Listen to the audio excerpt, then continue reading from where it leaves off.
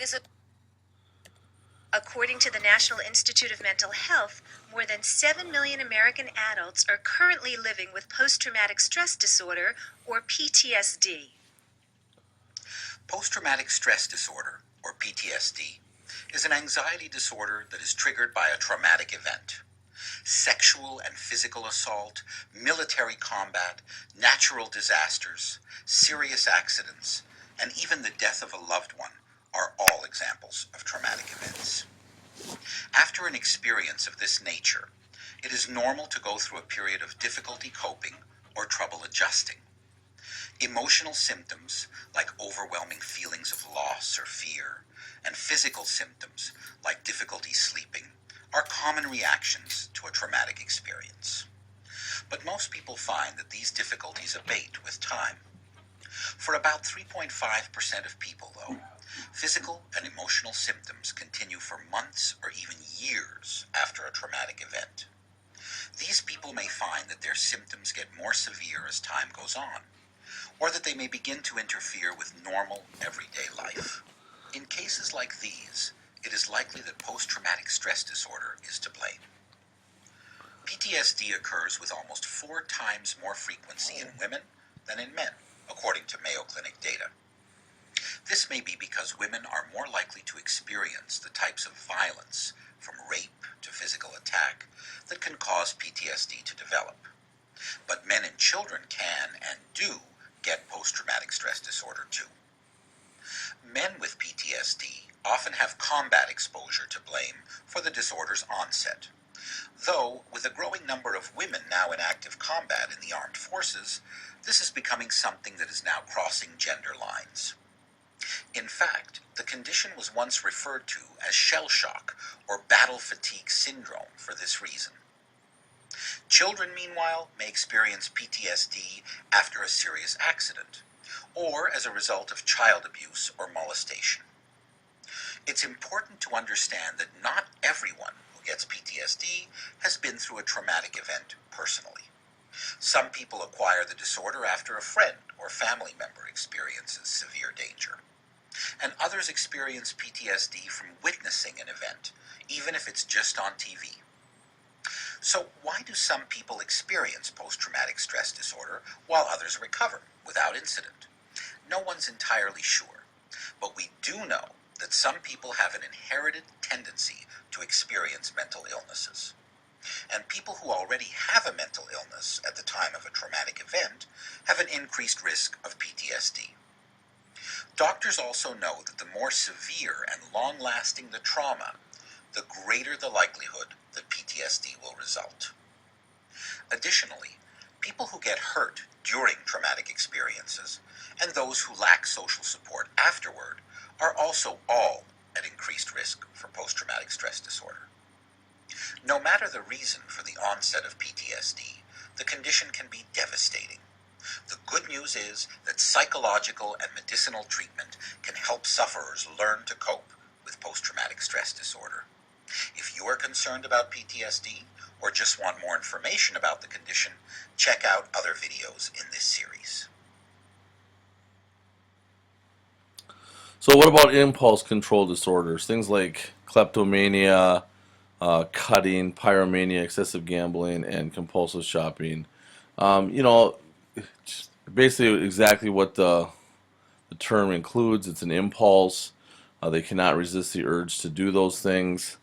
People who suffer from some of these disorders, things like cutting, talk about the fact that they have a hard time making themselves feel, and so when they hurt, they actually can feel something, and a lot of it's unexplained on why they do this, but they just have that urge to be able to do that. Eating disorders, we don't spend an awful lot of time during this unit covering. We'll cover that a lot more during our our nutrition unit. Conduct disorder, things like stealing, cruelty to animals, lying, truancy, arson, vandalism can be things that can really cause problems with kids in school, especially. Those kids typically have a hard time adjusting to school. Some of the mood disorders or personality disorders, again, just have kids and people having difficult time in social situations and behave kind of in a way that makes people feel really uncomfortable. And those people have a hard time staying in school or a hard time keeping a job for the most part. Living with bipolar disorder is often challenging, as soap star Maurice Bernard and his family know too well. Through good times and bad, Paula, his wife of 15 years, has stood by his side, even when the bad times turned terrifying. In the midst of his third breakdown 11 years ago, Maurice threatened Paula's life. His last breakdown, and he was going through this thing, and it was all about threat and fear, and he tried to do everything he could to push me away, and that was his whole intention, to terrify me, and he did. He certainly did, but I just knew that as long as I stayed there, it would end up okay. Are there pearls of wisdom you can give the people who are living with someone who's suffering? My biggest thing is I just say that, no matter what, you have to stand by the person, your husband, your wife, your mother, and you just have to show them that you're there no matter what, because you get tested and you get pushed beyond what most people think they could probably handle. And it's the only thing that I know to say that I've done that's made the difference for him. Do you think you would have made it without her? I think I would have made it as an actor. I would have. Would you have made it through your bipolar? No. That's basically what I mean. He would be a successful actor because his talent is what it is. I'd be a messed up individual. I'd be an alcoholic. I'd be this method actor who it wouldn't be a pretty sight, and I wouldn't be probably the person I am today.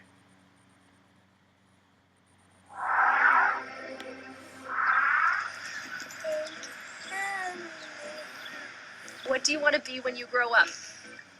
A veterinarian. That's right. No, I'm going to be a number checker. What's a number checker? Do you know? Yeah, it's where you get to draw numbers' blood and make them feel better. Draw numbers blood and make them feel better. Are you seeing a lot of numbers right now?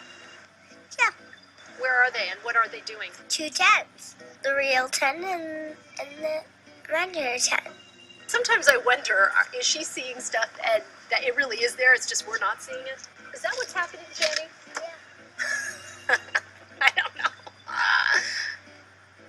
My 2 hopes for Jenny are very simple. I want her to be alive, and I want her to be able to find moments of happiness in the day. Even if every day isn't always happy, that she can find some happiness. That's it. That's all I want from her. So if Daddy ever comes... No, Daddy's going to take a break right now, so I'm staff, okay? What do you know of schizophrenia? It makes you have imaginary friends. It makes you have imaginary friends. Are you schizophrenic? Do you know? I think I am schizophrenic. As a baby, she never slept, and that's, as I always say, it's not hyperbole. She literally would not sleep. She would do 20, 30-minute power naps 24 hours a day. So as a newborn, she was getting 2-3 hours of sleep a day. Otherwise, she'd just scream. Until we one day figured out that when we stepped outside, she's still screaming. We went back in, she started screaming again. By 3 months, we were taking her out all day, every day. And we did this for 2 years straight.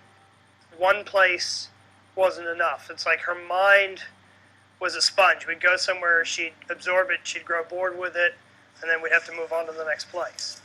So we might go to the zoo, a play area, and Barnes & Noble play area all in the same day.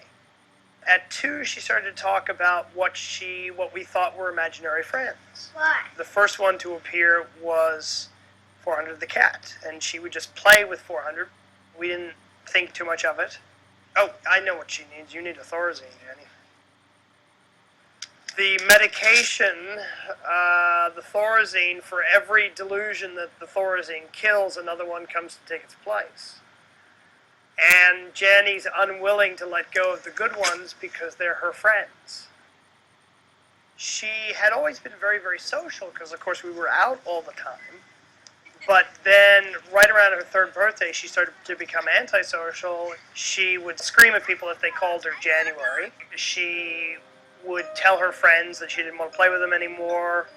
At one point, she had probably as many as 20 or 30 friends, and they just, slowly all dropped away. And the number of imaginary friends kept growing and growing and growing. And then, at 5, the violence began. She began hitting, kicking, biting, throwing shoes. When I would say that she would hit, these weren't like tantrums. The impact of her blows was like she was fighting for her life. And there was no warning. One moment she's like, I love you, Daddy. And then all of a sudden, she is literally trying to scratch my eyes out. She would be like that for 10 or 15 minutes, and then she'd come dead after. Slowly became obvious, but not till she went into UCLA, that she was disassociating from those violent moments. This is Miss 60. And really didn't remember them. She knew that she'd done something wrong, but she didn't know what. She was 5 years old, and he was born. And she was running around the hospital going nuts before any medication. I grabbed her. I just grabbed her and put her on my lap. And she turned to somebody who was not there and said, "Ooh, she's not pregnant anymore," in that kind of a voice. And it kind of freaked me out. I'd never heard her talk like that. I'd never heard her talk specifically to like somebody else. We knew she had all the imaginary friends, but it didn't quite, it started to sort of add up, basically. But we did take her to a psychologist because it got to the point where we couldn't live with her. All right, sweetie, how are you doing? How are you doing? You ready to go swimming? Now and Bodhi. Do you think you see your friends more now or less since you went to hospital? More. More? Yeah, more.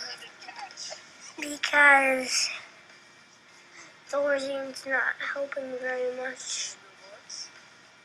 Do you want them to go away? 400 I do, and Wednesday I do. Because they're bad. How are they bad? They tell me to do bad things. What kind of bad things? Like hitting and screaming and kicking. What does it feel like when Wednesday tells you to hit or kick? Wednesday bites me until I do it. Okay, what does 400 do? She scratches. She scratches. Because she doesn't know how to hit. So originally, we had a 2-bedroom apartment in this complex. Keeping Jenny from hurting Bodhi was a 24-hour-a-day job. So we traded in our 2-bedroom for 2 1-bedroom apartments. Jenny's apartment is in this building, and then right across the parking lot, about 100 feet away on the 3rd floor, is Bodhi's apartment. I mean, financially it's been harder because the 2 put together are still $500 more than what I was paying for the 2-bedroom. When Susan and I were living in the same apartment, it felt more like we were in this together. Since we've been in the separate apartments, I feel like we are not as close anymore, and that leads us to attacking each other more, blaming each other more. It's because we have no one else to blame. Both of us are under such immense stress at all times. I wish she could have had more of a childhood than she has had, but her illness took that from her. You have to think about it like you have this sweet, blonde, normal-looking 6-year-old girl. but they're all the